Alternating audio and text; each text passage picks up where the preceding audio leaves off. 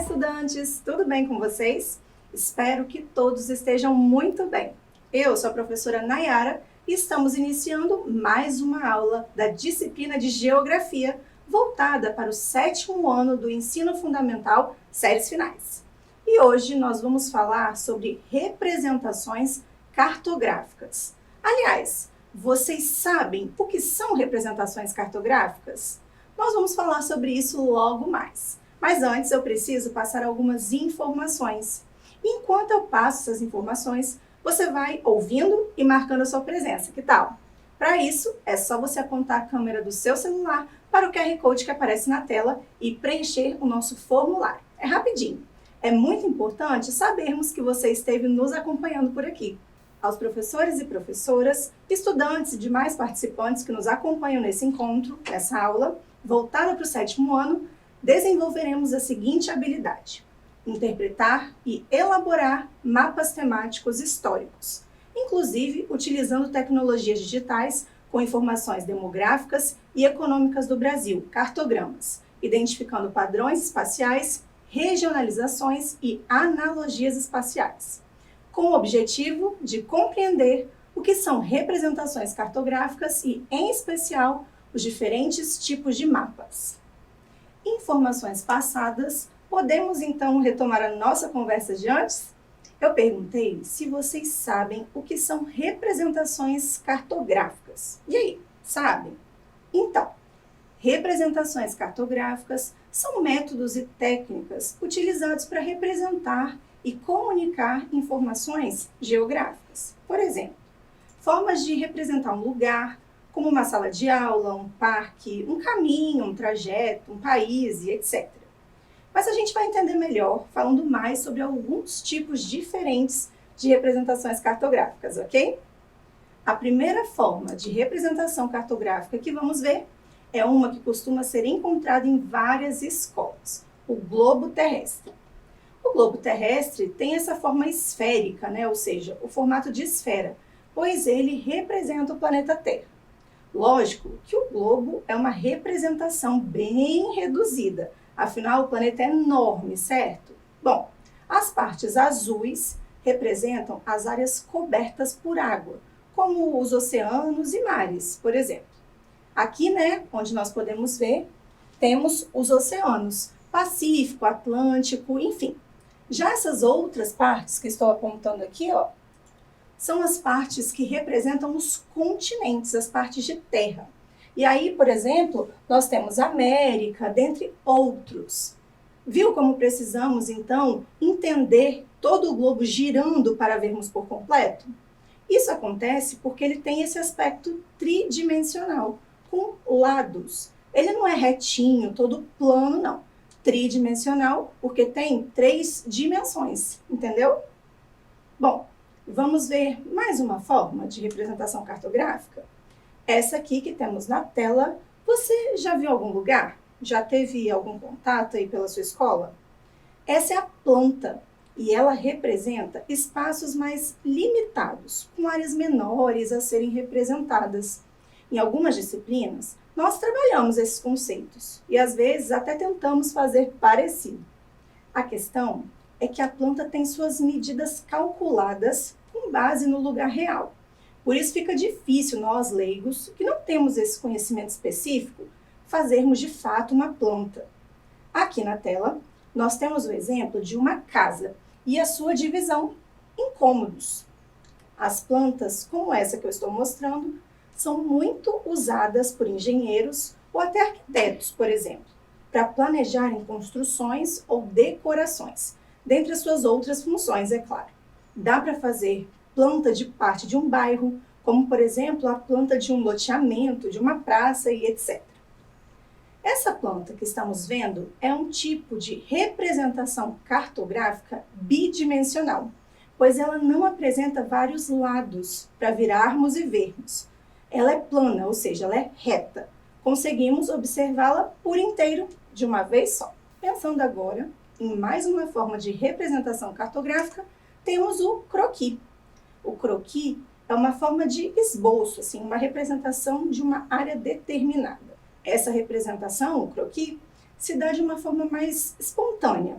não contendo informações como a escala ou seguindo procedimentos padrão para sua elaboração, expondo informações gerais, assim, de uma área. Deu para entender?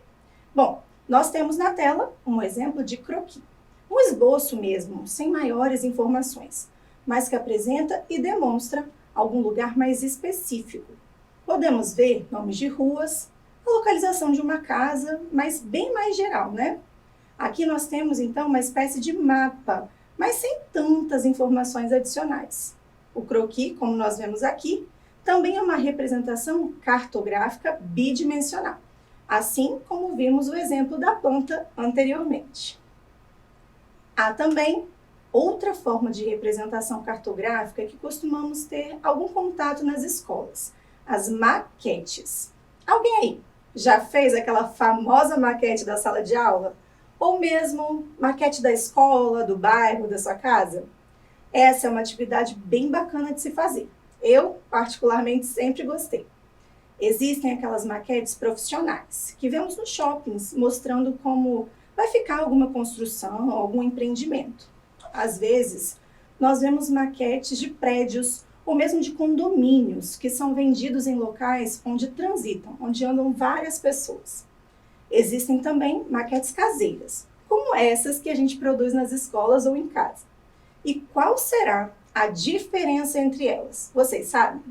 Então, as maquetes que fazemos não seguem padrões conforme o tamanho real dos lugares, ou mesmo não tem aquele monte de recursos de materiais bonitos para nós fazermos. Por isso, fica com mais cara de caseira mesmo, né? Mas elas têm o seu valor, hein? As maquetes funcionam como uma espécie de miniatura, entenderam? As maquetes que vemos expostas por construtoras têm toda uma preparação, cálculos para sua produção e são feitas por profissionais. Essas são algumas das diferenças entre elas. As maquetes são representações cartográficas tridimensionais, pois elas têm certo volume, lados. Não são planas como as plantas ou croquis, por exemplo. E chegamos em mais um tipo de representação cartográfica, os mapas. Esses, geralmente, são os que mais conhecemos ou temos contato ao longo da nossa vida, pois vemos na televisão, em jornais, revistas e até mesmo nas escolas durante as nossas aulas. Os mapas são uma espécie de ilustrações, desenhos, que representam algum lugar ou alguns lugares, com informações menos detalhadas do que nas plantas. Lembrando que eu estou falando sobre tudo isso de uma forma bem mais resumida e simples para introduzir esse assunto e a gente entender melhor, ok? Pois é, voltando aos mapas, como eu ia dizendo, são esses desenhos que mostram características específicas de lugares e trazem várias informações junto deles.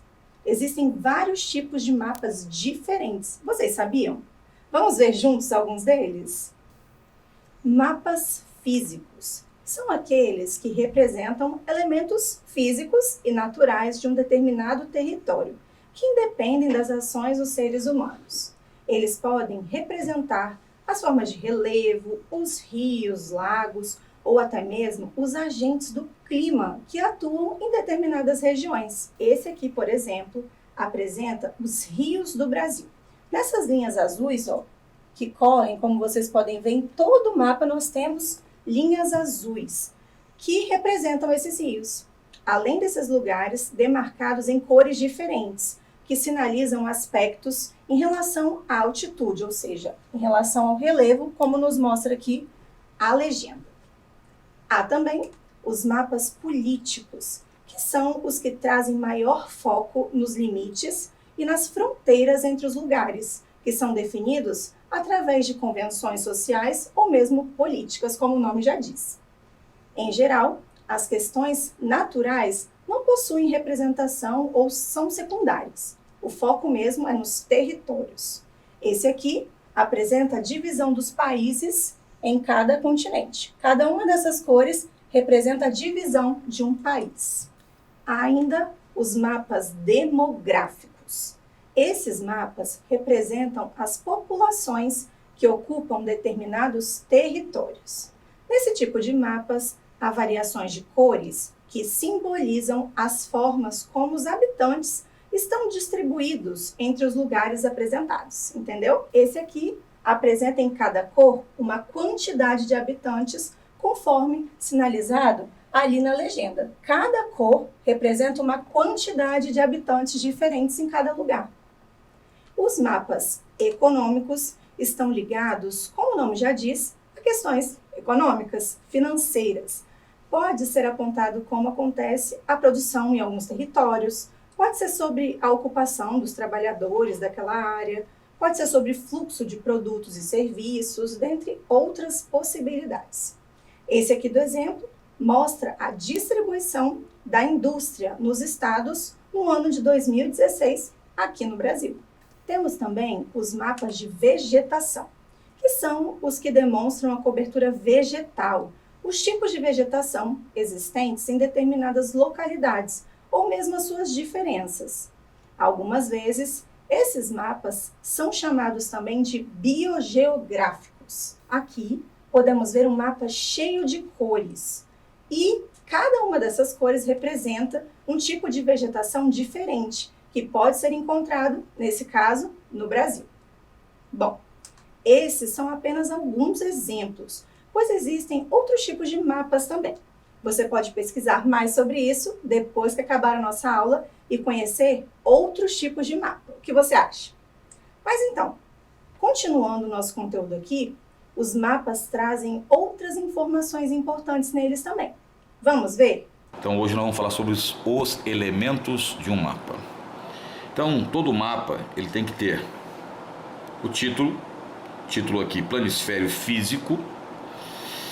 O mapa, todo mapa, não se esqueça disso numa prova de vestibular, ele tem que ter isto aqui, a escala, que nós temos dois tipos de escala. A escala numérica, então aqui 1 por 154 milhões, ou seja, 1 centímetro no mapa equivale a 1.540 quilômetros no terreno. E a escala gráfica. A escala gráfica, a vantagem dela é poder ser utilizada principalmente quando você fizer uma cópia, um xerox, em ampliações e reduções, porque mantém a proporcionalidade. Então nós falamos do título, falamos da escala, a projeção, no caso aqui a projeção de Robson, não é? Esse mapa aqui tem que ter uma legenda, repare aqui a legenda em colorações diferentes. Aqui altitude ou ipsometria, ipsometria é altitude, cor verde 0 até 200, o amarelo mais claro de 200 a 500, esse um pouco mais escuro de 500 a 2000 e acima de 2000 metros, um marrom mais escuro. Então, geralmente, e nós deveríamos ter também os créditos do mapa, e no caso aqui, estamos procurando os créditos e não achamos. E faltou aqui a famosa rosa dos ventos, que é para orientação. Norte, sul, não é? Aí você tem o leste e você tem o oeste. Ou seja, hemisfério setentrional, hemisfério meridional, hemisfério ocidental, hemisfério oriental. Então esses são os elementos de um mapa que derrubam muitas vezes o aluno dentro das provas. Então fica conosco, cola no nosso canal, é nós que tá. Viram como em um mapa há muito mais do que costumamos pensar? Há vários elementos diferentes. Esse vídeo é do canal Guerrilheiro da Educação, disponível lá no YouTube. Ao acabarmos o nosso encontro aqui, você pode, inclusive, pesquisar esse e outros vídeos bem legais que há por lá no canal. Agora que nós aprendemos sobre tantas coisas legais, que tal a gente colocar os nossos conhecimentos em prática? Vamos para as nossas atividades. Então, começando pela questão número 1. Observe o mapa a seguir. Qual elemento está faltando neste mapa? Nós vimos um vídeo sobre isso agora mesmo, certo? Eu vou te dar aí um tempinho para pensar sobre isso e já volto, ok?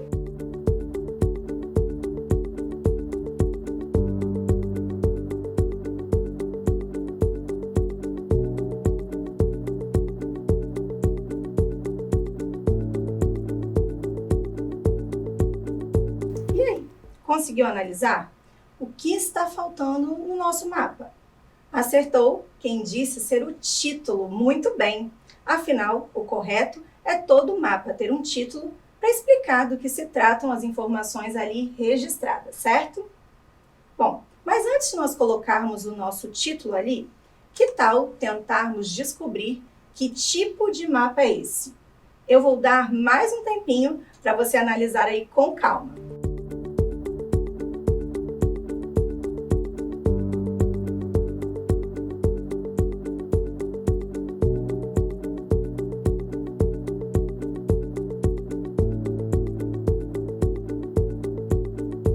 E aí, vamos pensar juntos? Temos um mapa do Brasil. E o que podemos perceber nele? Ele está dividido entre estados e regiões. Então, aprendemos que este seria um mapa político, muito bom. Agora, temos a informação ali de que é um mapa político do Brasil através do título. Assim, quem observar saberá do que se trata e estará informado. Afinal, do que serviria um mapa que não pudesse ser entendido, não é mesmo? Próxima questão. Aprendemos sobre alguns tipos de representação cartográfica hoje. Temos, então, 3 deles aqui. Planta, no número 1, maquete, no número 2 e globo terrestre, no número 3. Vamos, então, ligar as colunas com os nomes ao que se refere cada uma delas? Bom, na primeira opção temos a seguinte frase. Tem forma esférica, pois representa o planeta Terra. É uma representação cartográfica tridimensional. Na segunda opção, nós temos o seguinte. Costumam ser muito usadas por engenheiros ou arquitetos para planejarem construções ou decorações. E a terceira, são usadas, em alguns casos, para demonstrar como vai ficar ou como é alguma construção ou algum empreendimento como uma miniatura. Bom, vou dar um tempo para você pensar sobre a nossa questão.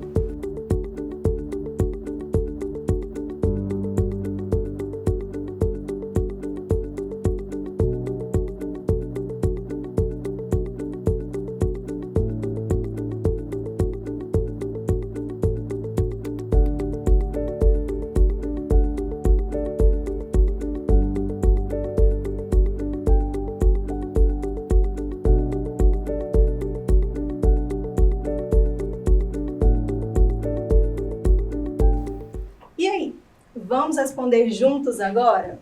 Na primeira opção, nós podemos ligar a ideia do globo terrestre, número 3. Afinal, ele é esférico e representa o planeta, certo? Vamos colocar aqui então? Já a segunda, podemos ligar as plantas, número 1, pois elas são usadas em algumas vezes por engenheiros ou arquitetos em seus projetos de construção ou reformas. Vamos registrar.